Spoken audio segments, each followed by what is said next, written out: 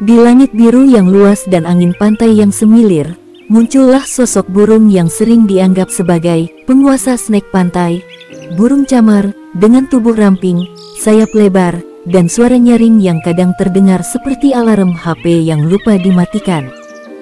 Burung camar adalah salah satu burung laut yang paling dikenal manusia. Tapi di balik reputasinya sebagai pencuri keripik di tepi pantai, camar punya kisah hidup yang jauh lebih seru dan mengagumkan. Yuk, kita terbang lebih dekat ke dunia mereka. Burung camar memiliki tubuh yang ringan dan aerodinamis, dengan panjang tubuh sekitar 30 hingga 60 cm tergantung spesiesnya. Warna bulunya didominasi putih bersih dengan kombinasi abu-abu atau hitam di sayap dan kepala.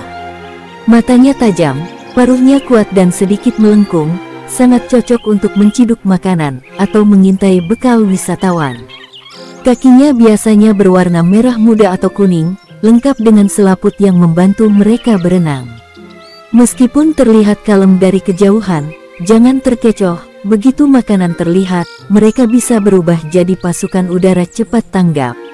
Dan suara mereka itu, kalau lagi ramai, bisa bikin suasana pantai kayak pasar burung dadakan. Camar tersebar luas di seluruh dunia, terutama di wilayah pesisir, danau, dan sungai. Mereka bisa ditemukan di hampir semua benua kecuali Antartika. Di pantai tropis, pulau-pulau terpencil, bahkan kota besar, burung ini selalu bisa beradaptasi. Mereka nggak pilih-pilih tempat, asal ada air, ada angin, dan tentu saja ada makanan. Camar sangat fleksibel, bahkan beberapa spesies betah hidup di lingkungan manusia, seperti pelabuhan atau tempat pembuangan sampah. Yuk, burung camar adalah bukti hidup bahwa adaptasi itu kunci kesuksesan, dan kadang kunci menuju sisa-sisa gorengan. Mereka bahkan gak keberatan tinggal di atap gedung atau tenda jualan es kelapa, asal bisa mantau makanan dari ketinggian. Ada banyak jenis burung camar di dunia ini, tapi beberapa yang paling terkenal antara lain adalah Larus argentatus atau camar perak, yang umum ditemukan di belahan utara dunia, serta Larus dominicanus alias camar Dominika, yang tersebar luas di belahan selatan. Spesies lain seperti camar kepala hitam, camar cincin, dan camar arktik juga punya pesonanya sendiri. Masing-masing punya ciri khas dalam pola bulu, ukuran tubuh, dan suara panggilannya, meski sebagian besar tetap terdengar seperti orang ngegas di telepon. Dan kalau satu mulai teriak, yakin deh, yang lain bakal nyautin, kayak punya grup WA yang isinya heboh semua. Burung camar hidup dalam koloni besar dan punya kehidupan sosial yang lumayan heboh. Mereka suka berkumpul, ngobrol pakai suara keras, dan kadang rebutan tempat atau makanan. Tapi tenang, di balik keriuhan itu ada solidaritas juga.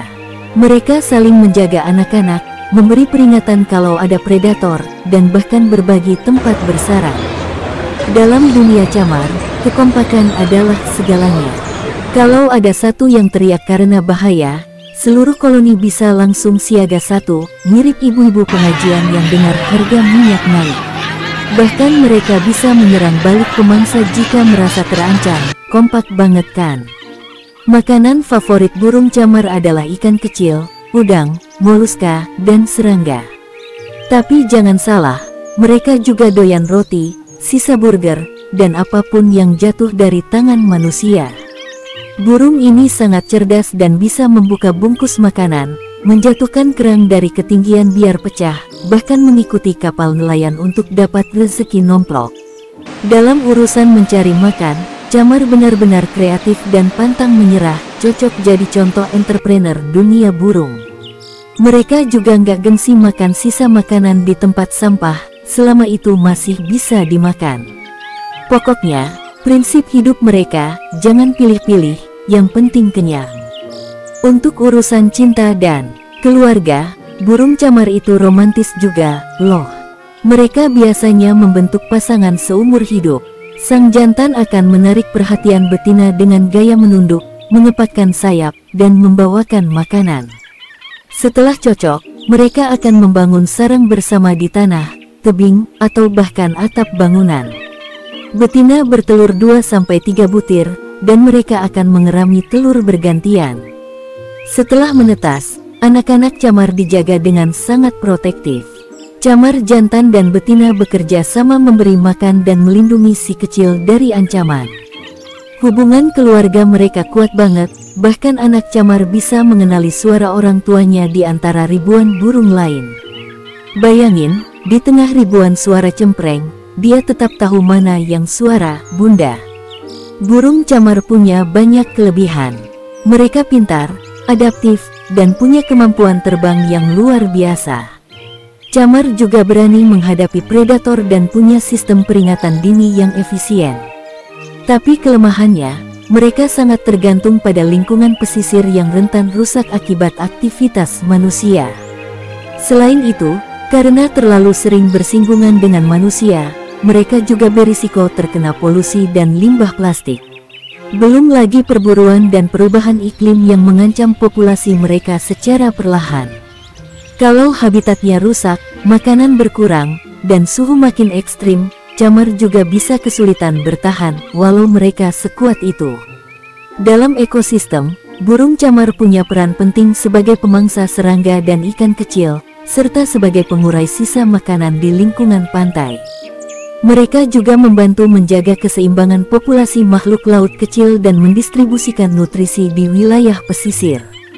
Selain itu, dengan suara mereka yang nyaring dan kehadiran yang ramai, camar juga berfungsi sebagai alarm hidup bagi ekosistem. Kalau mereka panik, biasanya ada yang nggak beres.